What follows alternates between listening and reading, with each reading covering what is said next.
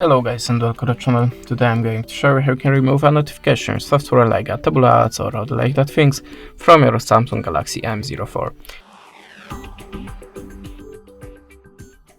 So at the start, if you see something like that, the spamming pop-ups or just the spam notification in your notification bar like here, that means you have a notification software and you can try remove it by two ways, by the system settings and by the antivirus app. Okay, so the first method, open the settings, choose apps and check all the list, every app to see that you have any strange app that you have not installed. If you see something like that, just tap on it, choose uninstall and configure it by OK.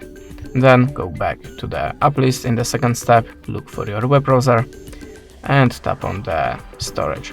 Then tap on the manage storage and just clear all data. Now tap OK and your web browser should be free from notification virus. But if that way doesn't work for you, you can also try to download antivirus app. You will find a lot of them in Google Play Store. I'm always using the Avast. If you're opening this app for the first time, you have to add permissions to the files.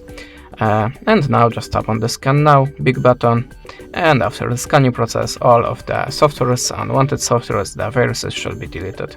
That's it. Thanks for watching. Leave us a subscribe, a comment, and goodbye.